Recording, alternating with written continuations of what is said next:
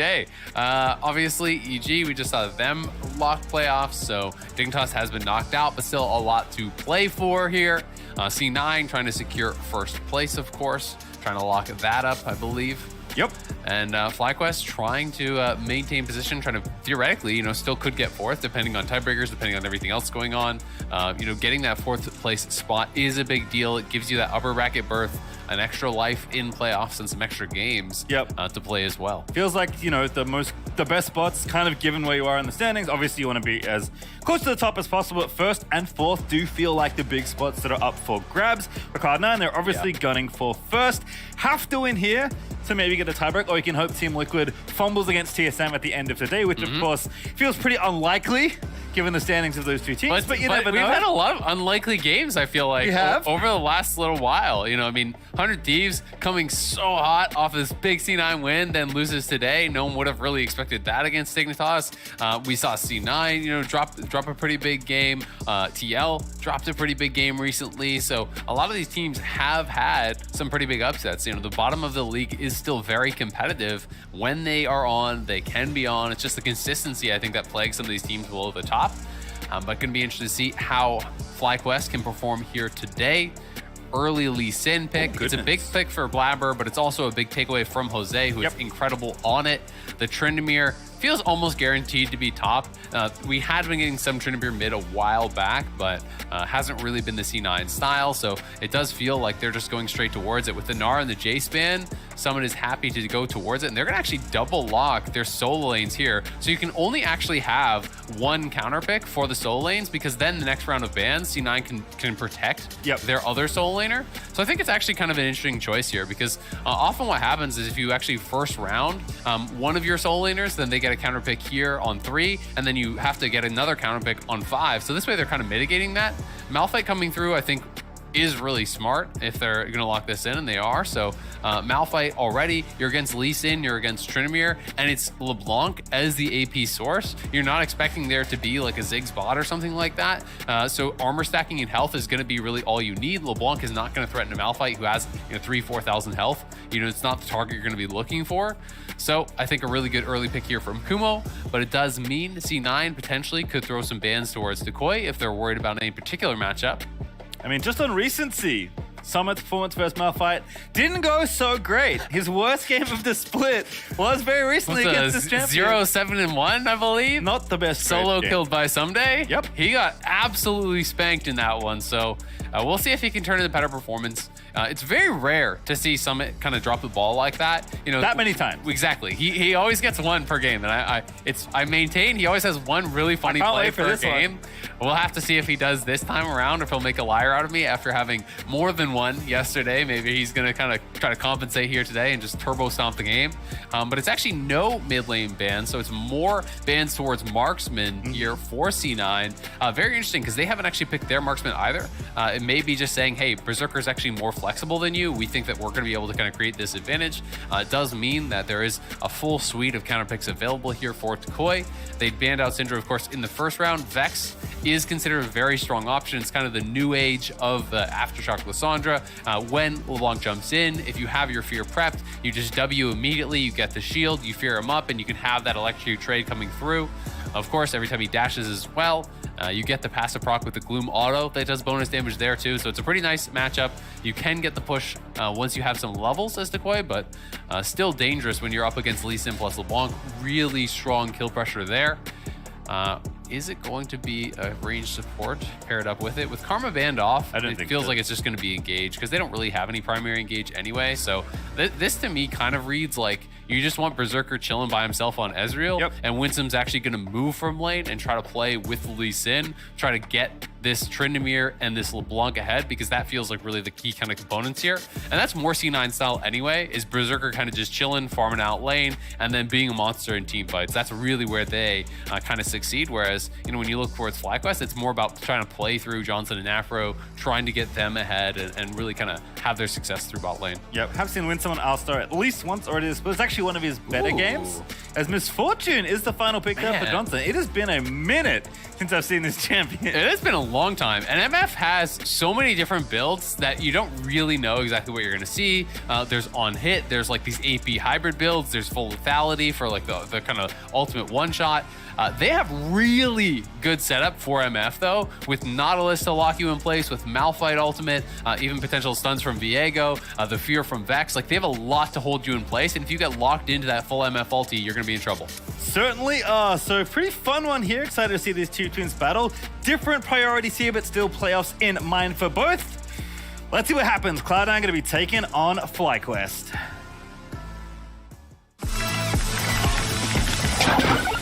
I'm hit!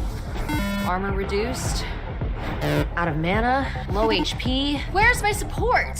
Chill, Grubhub delivers convenience. Oh, do they? Game on. Get $10 off your convenience item order of $20 or more with code LCS Goods.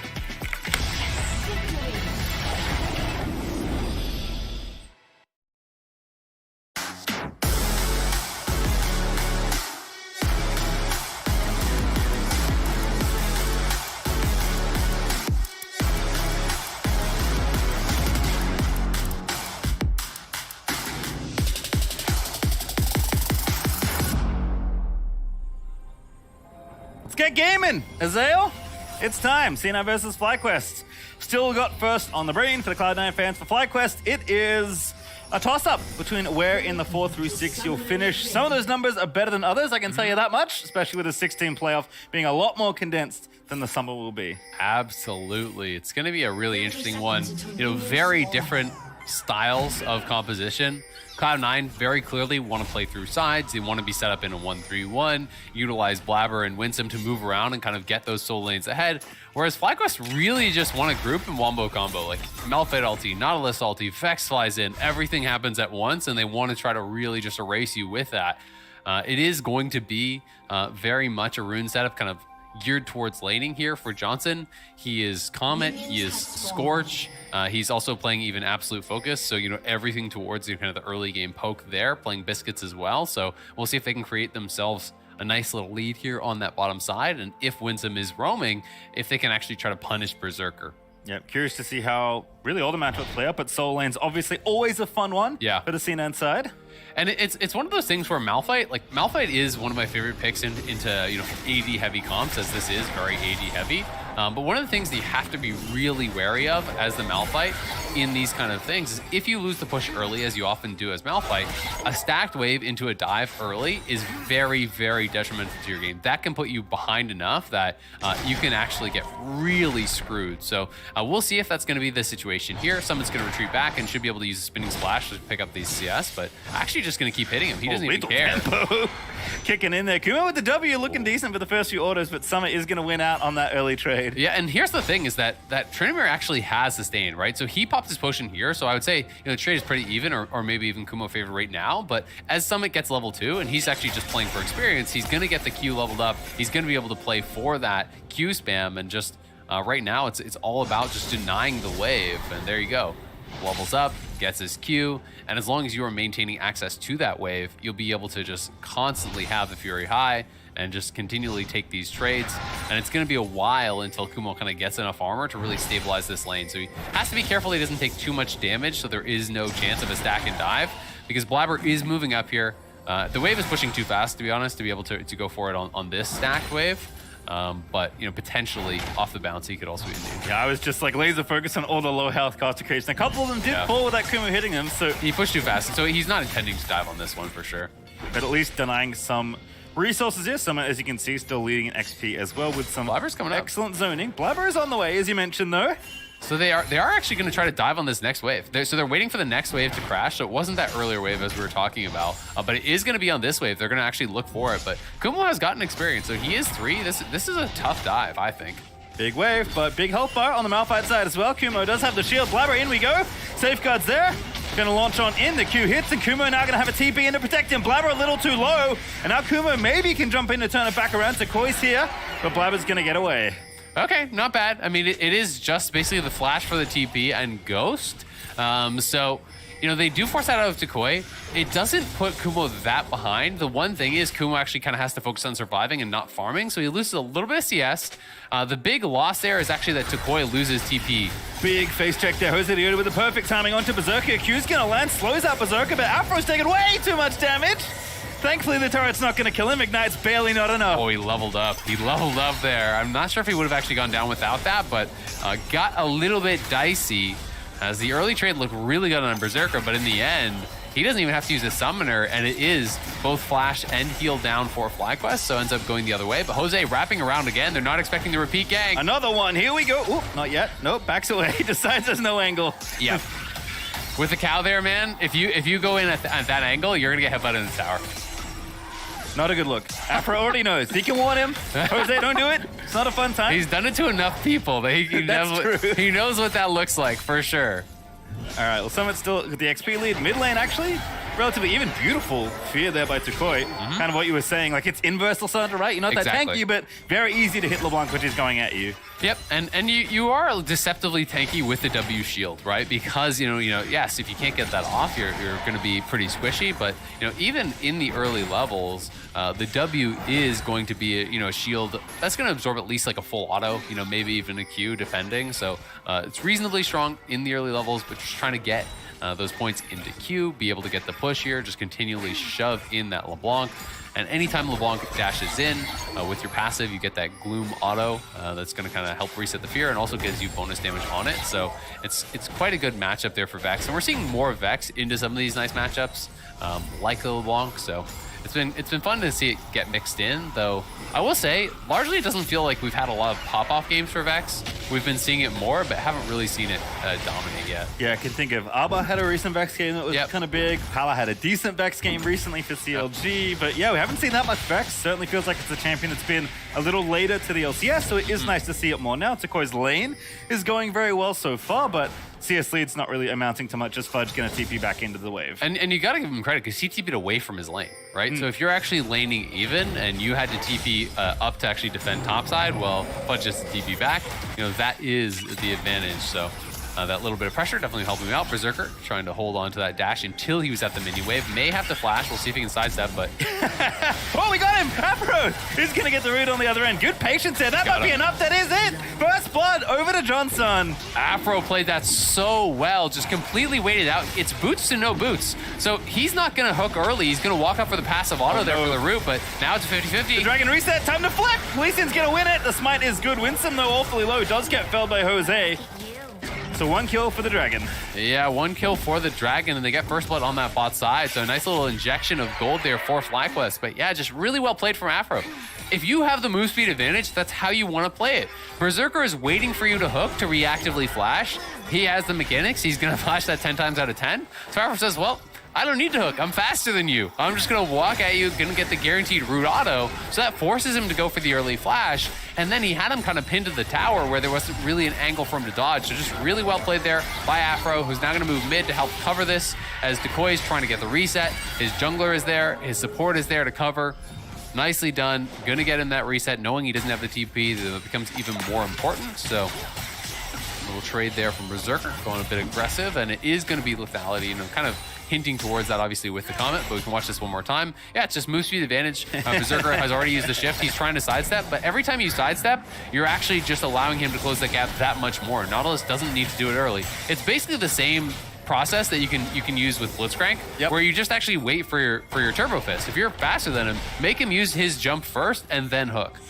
Yeah, definitely the threat of the hook is usually better than the hook itself, unless especially the hook if you suck. Yes, that's true. Never throw it and you'll never miss. Exactly. Hot tips from Azael. Fudge and Blabber onto Tukoi. Uh-oh. Little Gloom proc. There's the Q. Blabber going in away, but trying to get the damage done. That's more than enough. Beautiful chain from Fudge. Sets it up for Blabber. Yeah, and that was actually really smart. You'll notice that C9, they didn't go in at the same time because they don't want to get hit by the same fear, but Blabber in trouble now. Good kick. Very late, but... The burn? Necessary. Still not enough. The burn is there, and Jose is going to grab the trade kill. Yeah, it just ends up going down. That is the power of the challenging smite and a red buff on top. That burn was serious there, but yeah, Cloud9 did a nice job because Vex had the fear ready. You'll notice that they send in Fudge, they wait till the fear is used, then Blabber goes in on the vault, because if they both go in at the same time and they both get feared away, likely Vex can just walk it out. So A nice little layering there, but a good counter kill from Jose, who's off to a pretty good start on the Viego. Summit also, as we check back in, looking pretty good. 20 CS up in the lane. Started to get at least one plate, looking like two there, as he's just, at this point, ignoring the Malphite. Yeah, you can't kill him, but that's fine. The tower's worth more gold right now. Yeah, absolutely. And the biggest thing is that Kumo is right? And this is one of the problems with Malphite is, like, because he had a bad early base, you know, if you can't actually afford tier plus armor, he wanted to go armor to make sure he could live, as Winsome will be forced to flash there, but should... Oh, the hook's good. No, that should be enough. Winston, no ulti. Alistar very squishy. One last order needed. Takoi's good for it. And Jose Diodo going for the combo. That was sick. Pushes Berserker back. Is Afro coming in with the hook there? Yeah, I thought he was just going to walk it out, but nicely done. Yeah, Kumo's just doomed, right? Essentially, he couldn't afford a tier plus enough armor to really feel safe in the lane, so he just went pure armor. And then as Summit, you just force him to spend his spells on trading, on last hitting. You tax the mana pool. You are resourceless here. You're just going to keep healing up, keep taxing that. And once he's Zoom, he cannot last hit that easily. It's actually pretty difficult to keep the wave off your tower. So Summon has just been relentless on pushing this in, and Kumo is really starting to kind of lose control. I mean, it's like if Trinimir walks up like that and you try to spend your spells on him to push him back, then you're actually going to mess up your CS. And if you just get the CS, well, then he's going to take plates. So Summit pushing the pressure pretty heavily here. Bottom side, of course, is kind of the opposite end of the coin for FlyQuest. They are up overall as a team, 1,200 gold, which is a testament to Johnson getting those 2 kills and some good plays around mid and bot, because let me tell you, the top lane diff is not healthy right now for the FlyQuest side, and they're even going to look for a dive here. Fudge and Winsome here to defend, but can't really do much as LeBlanc and Alistar. Yeah, and especially because Takoi's missing from mid, right? So they see Takoi go missing, and we have this kind of line of vision here, you know, across this area, all from FlyQuest there, and that is so that they can protect these roams. So anytime Vix goes into fog, Ezreal cannot face check that. So as soon as he goes into fog, Cloud9 have to pay respect that it could be that setup for the 4v2. So they back off, they lose more plates. Essentially, the entire gold lead right now is just Johnson, and it's going to be one of those games that starts feeling like it's going to be a tale of two lanes, right? It's kind of the Summit show versus the Johnson show. Who can really get more done? Because there's a lot of pressure now on Johnson to make good with that lead, while Kumo's getting pounded up in that top lane. Summit's going to have to try to continue to extend that advantage. Yeah, you can see Eclipse done now for Johnson. Also, Sundra done for Jose Diodo. So the two kind of big gold leaders on FlyQuest. Big men on early campus. Game. Getting those early items. Dragon up in 7 seconds. It's a Cloud Dragon if we want to have a scrap for it, but no vision for Cloud9 as FlyQuest are invading for vision in C9's jungle right now. Fudge looking for Afro. Afro not 6. Winston with a good double pulp. He's 6 now as well. Afro is low. Blabber going to dive back in, and that's an easy kill for Fudge. Yeah, Afro going wide on that hook. I'm not sure if he was predicting a distortion to the side there or what, but either way, Fudge connects, Afro does not. And C9, with the extra members in the area, they come in and they punish big time. Kumo now has purchased up a bit of mana there with the Glacial Shroud, and it looks like someone is saying, all right, you can hold the tower, so now it's time to just start actually proxying the wave, potentially taking away jungle camps, just making it even more annoying, you know, and just really trying to continue keeping that pressure up. If he wants to play heavily to sides, I think he's going to go Kraken this game. I actually think Kraken is incredibly good on Tryndamere. In a lot of cases, it's kind of underrated. Both the attack speed passive is very powerful, especially with lethal tempo, to get that stacked up even faster. But of course, the true damage as well against an armor stacker is really, really valuable. If he wants to kind of just pressure side, push, and then move, we may just see him go Gale Force instead, because being able to connect on Johnson is going to be a lot easier with that. Certainly so, as it is going to be Ocean Rift and Ocean Soul for this game, but FlyQuest split the Drakes off of their bottom lane control, so nicely done for them to make sure Cloud9 can't get that particular objective snowballing. Blabber is just hidden right now. The extended brush of this rift actually giving Blabber a little bit of extra leeway in towards FlyQuest jungle. Looks a little funny, but there is brush there as Blabber and Summit are going to take this red buff. Yep, he is one with the jungle, taking it away, stealing those camps. But again, on the bottom side, it's just this continual punishment here that they are enduring. Johnson did the tier start, so he's going to have a very early stacked tier. Of course, Berserker got one pretty early as well, so you know he's going to be equal to that. But it will be a fast 2 items here for Johnson, and then it's just going to be about setup. Like, can you actually lock people in place for him to make that happen? Decoy doesn't quite have the ulti. Yeah, it's just barely not off cooldown. And now it's Jose Diodo coming in as well to reinforce, but there is no dive, probably just covering there in case Blabber wasn't there. We know Blabber was just topside though, dropped the Herald there, giving Summit that first tower, which actually gives them the gold lead temporarily. FlyQuest now flipping it back to 500 ahead, as Johnson's going to collect money on the other side. But still, if the C9 plan has to be, you know, make Summit as huge as possible, he's off to a very good start with that first tower gold. Yeah, he absolutely is. And if he goes Kraken and he wants to hard commit to side lane, do it. I really think that Kumo should just go Warmog second. It's something that people are so underestimating. If you're playing a tank into a melee split pusher, it is Gale Force, so it's a bit more of a middle ground. He may commit to hard to side lane anyway. But if you are playing a tank into a melee split pusher and you go Warmog second, they cannot crack your tower. Like, he went Frozen Heart first, so he would have to actually get a little bit more bonus HP before he could go into it. Because you can basically just walk forward and fully tank them plus the wave before they can get to the tower and spend like 60% of your health every single wave. Then you just wait at the tower, you're full health again, and you just keep doing that. It makes it almost impossible for them to actually push up and take towers. And it forces them to have multiple members to try to push you off or dive you. So it is a really, really strong kind of underutilized answer. Of course, going Frozen Heart first would delay that, and he's picking up another cloth armor, so I think he's probably just going to go Mythic second and likely into just like Randuin's, you know, full armor stacking. But I do think Warmogs is really, really underrated in a lot of cases. Also against poke teams. Like, we see so many poke teams, and I just think people still haven't adapted to the fact that it's like, even Fighter Mythic plus Warmogs gets you Warmogs active. Oh, he's just flashing on him. Vex ulti's going to hit the Mimic. Right on in. There's the W. Not quite enough range on the Fudge, and here's Blabber, but no turnaround to be had. Just covering for Fudge, who does get away. Yeah, flash for flash there. Jose and Fudge will trade. Nice little bit of pressure. As they're just kind of they've had Fudge down towards this bot lane a lot, so I think they were pretty concerned about Berserker getting safe farm, and that's why they moved him up. Was struggling a bit in this lane against Johnson, you know, with the Comet MF, with the early advantage. So they've largely had LeBlanc down there, even in kind of atypical situations. Like, we saw that posture for the dive, and that was a 2v4, not with the Ezreal and the Alistar. That was, you know, the Alistar and the LeBlanc actually defending that tower, even pre the tier 1 going down. So kind of utilizing Fudge to tank that pressure. And this is something that the desk was talking about. You know, Blabber in the interview talking about how Fudge was kind of this most generous or giving mid laner that he had played with. And this is an example of that, kind of taking the less desirable lane assignment, allowing Berserker to secure his farm in mid lane, and you know, making sure that Berserker is going to be set up well for success later on. Also, Cloud9 have moved Summit to the bottom half of the map. Makes sense. There is a tower that's quite a bit easier to attack there for Tryndamere. So Summit just going to settle on down to the bottom half of the map. There is also the first Ocean Drake of this rift coming up in a minute 10. So if the teams want to fight for that, Summit's going to be down there nice and early. Doesn't have TP. As a reminder, does have kind of double combat, double mobility summoners there for the trend. So does have to walk 2 objectives rather than TP on in. Yeah, exactly. So that's why it's so important to constantly have the push. If you're not going to be playing teleport, you want to lock them out their tower and kind of make them pay for teleporting away, either with tower plates or towers going down, or, you know, at the very least, the loss of minions. Cloud9 here on that top side, though, will secure the Herald. And we'll see if anyone wants to start scrapping over these dragons, as it is going to be an Ocean Soul game, so pretty valuable, but it's been very low prio on the dragons early on. So it's kind of just really up to one team or the other to start prioritizing them and try to draw them towards them. And I think it's more important for FlyQuest to do it, given that they're really kind of set up for 5v5. So if they can get this vision, establish that around the dragon as they're trying to get all these D4s down, and try to have this kind of way to pull Cloud9 to you and force them to fight. You mentioned Warmogs, of course. Ocean Soul has some similarities to the regenerative power of that item, and there is plenty of poke on the C9 side.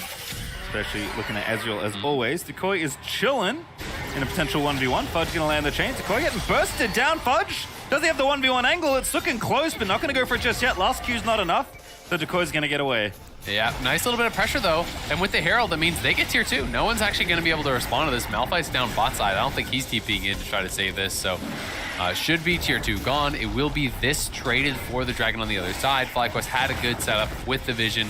So Cloud9 want to play towards sides, just try to extend a gold lead before they potentially have to 5v5, because their comp really isn't built that well for it. You know, theoretically, someone who is very rich, you know, he can have that fight where he just like gets onto the backline and kills them off, but Winsome in trouble now. Ulti's gonna follow Berserker, just barely gets out of the way, but I don't think Winsome's gonna live to tell the tale. Kumo flies on in for the execution ulti. That's a lot spent, but they're gonna try to get more off this. So, you know, if you can get the tower, it's pretty worthwhile. And I think they should be able to. We see that Summit is shown bot lane. We know he doesn't have TP, so they commit a lot to get this kill. They push in, they take the tier 1. FlyQuest doing a good job here. But yeah, it's gonna be really tough to actually try to pin down some of these carries on the other side. You know, Summit, if he can get in onto Johnson and kill him off, that's great. But with Nautilus and Malphite and Viego and the fear from Vex as well, you know, all pinning you down, it seems pretty tricky. Ooh, actually, I like this. Fudge shadowing the bottom side now. Yeah, well, Kumo going to be the target. Like you said, it's very tanky on the armor side, but Kumo not so good against the LeBlanc, and Summit just going for it. He's just going to send it. He's got the ulti at the ready, and this should be a kill. The dive is good. Summit is going to flash in to finish it off. Yeah, flashing over the hook there. Does get the kill, just has the chase down. They knew he had no ulti. He committed that mid lane, so with the Ghost, yeah, he flashes out, but you're just gonna tank up that tower and go for it. And Fudge now going back in here on Afro. Oh, that's so much damage, but the burst isn't quite enough. Afro just tanky enough to live there. Ezreal ulti's gonna cancel the back. Nope, yep, steps out of the way. Doesn't get hit. Probably wasn't gonna die, but doesn't want to chance it. Yeah, but he wasn't caught slipping. He wasn't caught shopping. That's the important part there. I had eyes on the Ezreal ult, spots it, steps out of the way. So nicely done there by Afro. But another kill on the board, and now the quick blades come through, which can be so frustrating to deal with in a side lane because it's giving you those constant spins, reducing the basic cooldowns every time you get a crit. Tryndamere with these two items becomes nearly impossible to kite, it always feels like. Certainly in a 1v1, right? In a team fight, they probably have enough crowd control, but definitely, I mean, I think at this point, especially given to what you've been talking about the power of FlyQuest 5v5, I think Cloud9 would prefer not to have to 5v5 if this game can help it. And given the situation right now, they got 1,500 gold ahead. They're splitting those dragons. Summit's feeling good. He's very rich from the top lane. I think at this point, certainly Summit can, you know, do this 1-3-1 with Cloud9. Yeah, absolutely. And I also like them overloading the one side as they're going to try to get Fudge here again. Nice flash. Oh, can't flash this though. Nautilus ulti, the great equalizer. Vex is going to zoom on in, but the CC's not quite long enough. Merktred maybe saving Fudge's life there. Yeah, and they're on the Baron again. He's just soaking so much pressure. He's even TPing over here to the Baron. They're going to try to rush this down. Malphite ulti, there's two. MF ulti over the top as well. Summit is going to be again, and the MF ulti steals the Baron Blabber. He had to smite. He was so low, Kumo's going to die, but the steal from Johnson's going to save that play. Yeah, exactly. It looked like he had to smite for health. With Kumo flying in with the ulti, MF over the wall. Blabber's forced to early smite, and the Baron, it went down to, I want to say, like 60 or so. And it's actually the MF that takes it, which is so bad. 4C9, who thought they had the angle for such a good play cross map here. Instead, they lose 2 tier 2 towers. They lose the Baron as well. That one really, really hurts because it puts FlyQuest in such an easy spot to actually defend the Baron now. So we can watch this one more time. Full commitment to this. Berserker even ulting it. Let's watch Blabber's health. How low does he get? So the Baron is at 3K, 2K. Yeah, Blabber is about... Blabber had to die. Yeah. He was going to die. He even Gore Drinkered first before the smite to try to delay it as long as possible. That is not a poor smite. He is dead on the ground if he doesn't smite at that point.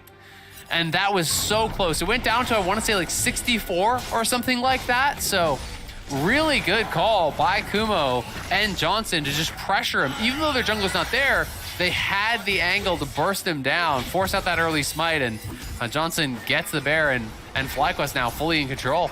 And before that happened, it was Cloud9. They were up 1,500 gold. After that, FlyQuest are up 1,500 gold. And it's hard to push into Baron. This is the thing. It's like, it's such a big swing in the game because if 1-3-1 gets Baron, all of a sudden Tryndamere is enabled to really take all these towers.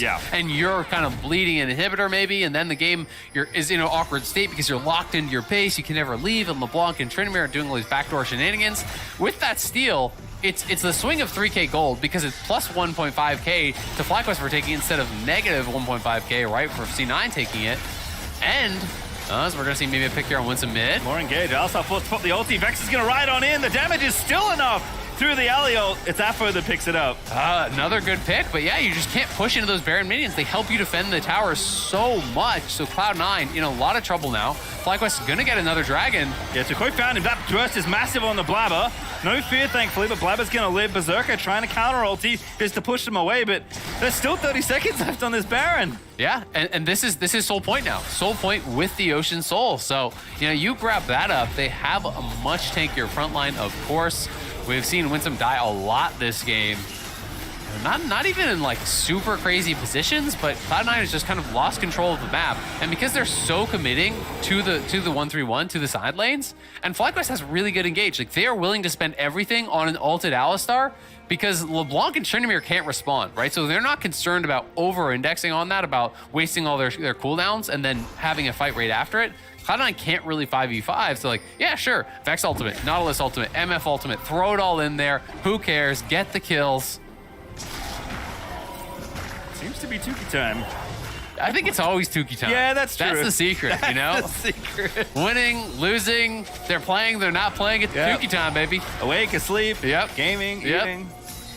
All right, well, Jose feeling pretty good. 1-0-4, not a bad scoreline to Tony, but it is Johnson still alongside Kumo that really saved a game that was trending in C9's direction, certainly far from over, even with the advantage Cloud9 had, but they flipped the game completely on its head. Soul point now, gold advantage still for them as C9 are looking. Now someone's involved in the 5v5. Afro's going to be the target, but that damage onto Summer is going to force a pretty early ulti, so Afro's going to die. Jose's kind of put out of position, but Jose is going to keep on going. Kumo has the ulti at the ready. Can they find someone to click on? No, they cannot. It's 1 kill for C9.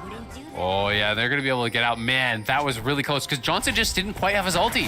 When they actually push it on that angle, trying to cut through that side brush over by the Raptors, if he had his ultimate, I think Cloud9 get roasted, but they did not. It is just the 1 kill, though, but they forced the TP out of Kumo, and Kumo couldn't find an engage, so that is a big deal.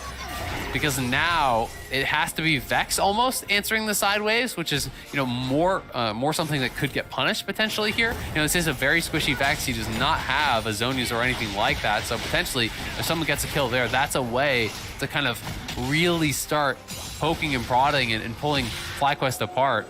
Because as it stands, it's 3 minutes until Ocean Soul, and Cloud9 are not even close to being set up to 5v5.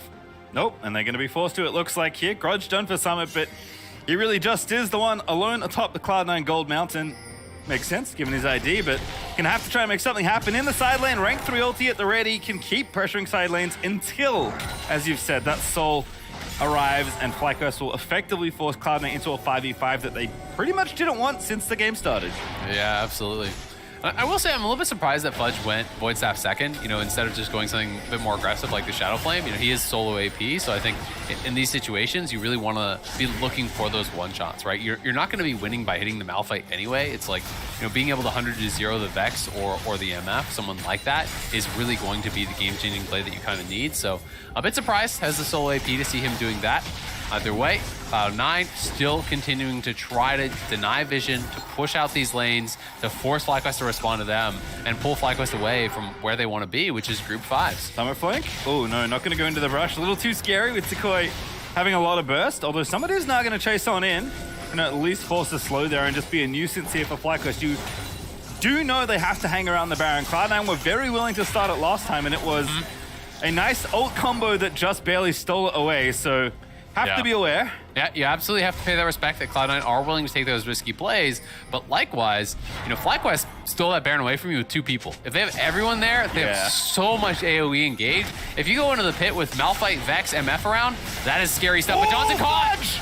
A flank, but a good stopwatch there. Johnson not going to be the target, but Summit's going to spin on in. They need to get this kill, and they will. It's Fudge able to find the shutdown. Now Afro's just going to be left out in the front line, and Nautilus can do nothing but die. Cloud9 find 2 around the Baron. That is massive for them, and they're going to turn right to the Baron. It's exactly what they needed. Fudge finding that pick on a Johnson who just barely did not have the flash, and at a timing where they're going to be able to get Baron and grab that Dragon during the Baron power play here. So push out the lanes, secure this Dragon, stave off Soul.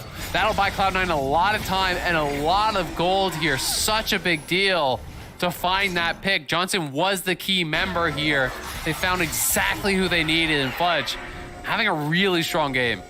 Another Red Bull Baron, another swing here in this game as we watch this angle from Fudge. A beautiful flank. Yep, he finds that over the wall, flashes in to try to get the bonus damage there to get everything down, but the stopwatch was available for Johnson, so he just snaps it back. Then they get that follow-up kill there on Afro. FlyQuest was just not established as this 5-man squad. So now it's up to Cloud9 to push in the waves here and then try to be first towards that Dragon. FlyQuest, though, may still be down to just fight this. Johnson has his ult very shortly, and his subs are going to be back up. Everyone else really has their summoners available besides Afro, so I think FlyQuest still want to scrap, Baron buff or not.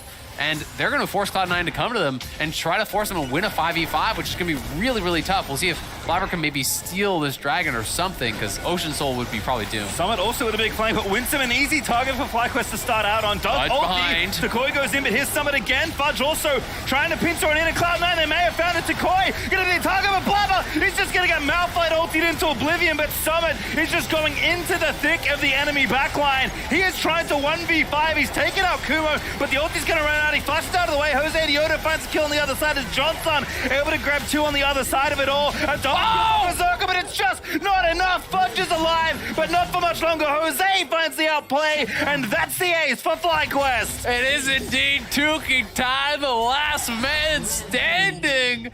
It's an absolute bloodbath. 10 men enter, 1 man survives. Jose will reap the rewards. The Ocean Soul here, we can see it again. This was such a close fight here. Fudge going over the wall, trying to chunk Jose out because it initially looked like it might have been a fight for the dragon, but Winsome stepping forward, really getting focused in on Decoy, even committing the ulti. But as they stack up, Blabber sees the angle to try to go in, but it's the kick flash he's looking for. The Zonia's there was perfect from Decoy. He immutes the kick flash, so Blabber is stuck in no man's land, can't get anything done, gets burst down. Summit goes forward trying to bail him out, but then Johnson finding the angle, multi-man ult, knocks him down as Berserker and Fudge are scrapping it up against Johnson and Jose.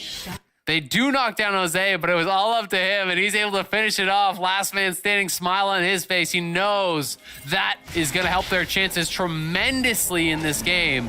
With Ocean Soul in the back pocket, it is really tough to push through those side lanes. Yep, Jose with a big smile, checks his watch after that play, knows exactly what time it is. And the worst news of all of that play is that not only was the jungler the last one left alive, so Jose can waltz on in and grab the soul that FlyQuest were playing towards, Cloud9 just lost their Baron. Yeah. It's gone. Yeah. It didn't really get them much of anything, unfortunately. The gold is still that even. It got them a lost team fight.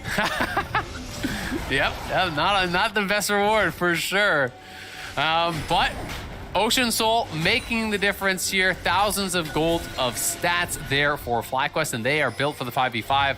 But C9 really have no options. You still got to continue to split. You can't just turtle up and try to hold the base in 5v5. So Fudge out of the side lane, Trinamir out of the side lane. You're going to need to get heal cut in there. It's so tremendously important. Fudge did pick up the Oblivion Orb off the back of this, but that's the only thing they have right now. So we're going to need to see more heal cut getting grabbed up here for Cloud9. Because Ocean Soul value is tremendously powerful, especially for some of these champions that are really kind of scrappers, people who aren't going to just like die off instantly, like the Malphite, the Nautilus, the Viego especially. Viego sounds so gross with Ocean Soul. You get resets, the Ocean Soul's ticking during that, like you have so much value from it. MF, it's good, but potentially you could maybe 100-0, you're still going to be trying to look for that, but now having that full maw is going to make Johnson a lot harder to burst down for Fudge, so it becomes more about Blabber, more about Summit, finding that big play.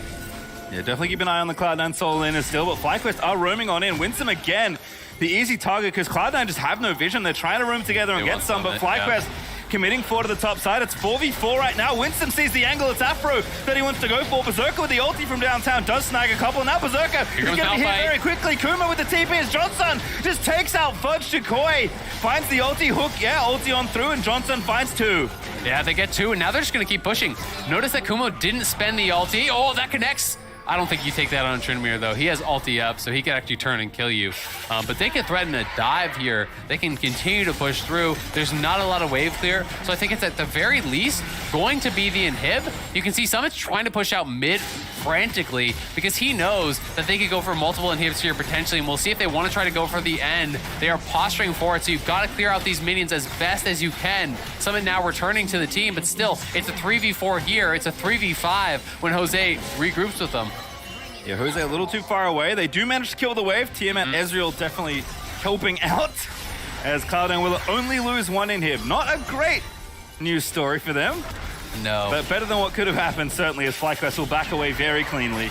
Yep, but it's getting worse and worse, right? It's really starting to be a struggle here for Cloud9. And, they have had a harder couple last weeks. They have been taking some L's kind of unexpectedly. And now, Summit He's just staying Oh, for this, greedy takes the tower, gets slow, but is going to get away again. Quick Blade Tryndamere is awfully hard to pin down, but Fly just going to ignore him. Yeah, exactly. But he's got to kind of play these types of circumstances. Winsome again. How many times have we seen this game? Flashes out, does get away this time, but ult flash now burnt. Winsome. Out of Baron. Always in the wrong spot, unfortunately for him. Again, it's just so hard. You have no vision. You have to try and get wards down as support. But you got to be with your team, right? It needs to be a team effort, and he's kind of just wandering down mid lane by himself. They do have a ward on them there. FlyQuest was looking for the Stern, expecting the C9 would think that they are on Baron. But they could potentially start it up now. When you have Ocean Soul, Baron's damage is nothing, right? Like, you can just stay on that thing forever. Goodness. Summit in some trouble That's here, a lot though. of damage. Going to be forced to burn the ulti. Jose with a beautiful little play, snuck into the little fog that Viego sets up for himself, and FlyQuest with an easy 5v1 kill. Yeah, that is such a big deal. Richest man on the map for C9 is now down. They for sure go to Baron now. This is essentially a 3v5 because Winsome is nothing at this point. He has no flash, no ulti. If you go in, you get one combo off and you're dead. And so C9, I don't even think they're going to try. They just say, yep, got to take the L. The Baron is gone.